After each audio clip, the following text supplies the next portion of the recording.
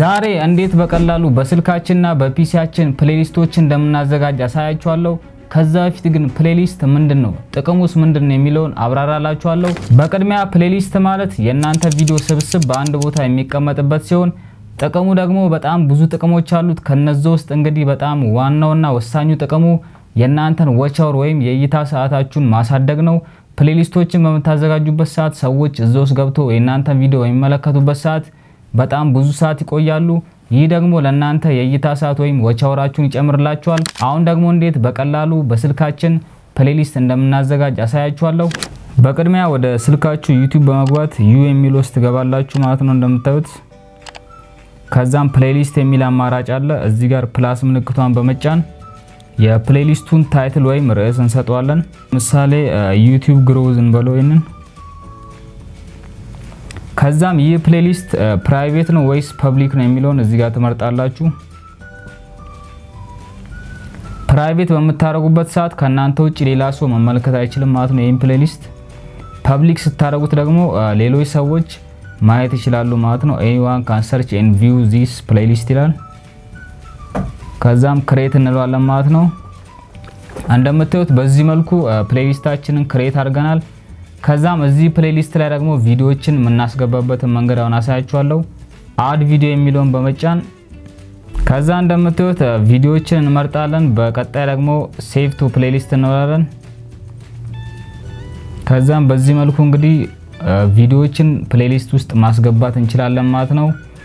ሌላኛው መንገድ ደግሞ ፕሌሊስቱን ክሬት ካረግን በኋላ ቪዲዮ አፕሎድ በመናረግበት ሰዓት ዲቴል ውስጥ ገብተን ፕሌሊስቱ ላይ አድ ማድረግ እንችላለን ማለት ነው ቪዲዮዎችን። ለምሳሌ እዚህ ቪዲዮ ላይ እንዴት እንደምናረግ አሳያችኋለሁ። እንደምታዩት አድ ቱ ፕሌሊስት የሚል አማራጭ አለ። እዚህ ጋር ቀደም የመረጥነውን ወይም ቀደም ክሬት ያደረግነውን ፕሌሊስት በመምረጥ ደን እንለዋለን። ከዛ ሴቭ እንለዋለን። እንግዲህ ይሄ ቪዲዮ ቀደም የሰራነው ፕሌሊስት ውስጥ በቀላሉ ማስገባት ይችላል ማለት ነው። ሌላኛው መንገድ ደግሞ በተለይ የምንፈልጋቸውን ቪዲዮዎች ለምሳሌ ያክል ይሄን ቪዲዮ የምፈልገው ከሆነ ወደ ቪዲዮ ከገባው በኋላ እንደምታዩት እዚህ ስክሮል ሳረገው ሴቭ የሚል አማራጭ አለ። ሴቭ የሚለውን ስለካው እንግዲህ ራሱ ወደ ፕሌሊስቱ ያስገባልኛል ማለት ነው። ወደ ቀደም ወደ ሰራውት ፕሌሊስት ያስገባልኛል። መቀየር የምንፈልግ ከሆነ ደግሞ እዚህ ጋር በመታየት መልኩ መቀየር እንችላለን።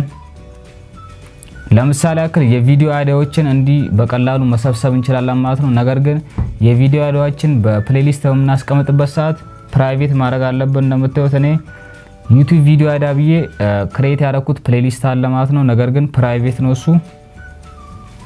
ከዛም በቀላሉ የዩቲዩብ ቪዲዮ አይዲያ በመፈልግበት ሰዓት እዛ ፕሌሊስት ውስጥ በመግባት በዚህ መልኩ አይዲያዎችን መውሰድ ይችላል። እንደምታዩት 1013 ቪዲዮዎች እዚህ ፕሌሊስት ውስጥ አሉ ማለት ነው። በዚህ መልኩ እንግዲህ የእናንተን ፕሌሊስት በቀላሉ ማዘጋጀት ትችላላችሁ። አሁን ደግሞ ፒሲ ላይ እንዴት በቀላሉ ፕሌሊስቶችን ክሬት እንደምናደርግ አሳያችኋለሁ። ላፕቶፕ ላይ ወይም ዴስክቶፕ ላይ ፕሌሊስት ክሬት የምናደርግ ከሆነ ወደ ዩቲዩብ ስቱዲዮ እንገባለን። ከዛም በመታየት መልኩ እዚህ ጋር ክሬት የሚል አማራጭ አለ። እዛ ስር እንግዲህ ካሉት ዝርዝሮች ውስጥ ኒው ፕሌሊስት የሚለውን እንመርጣለን።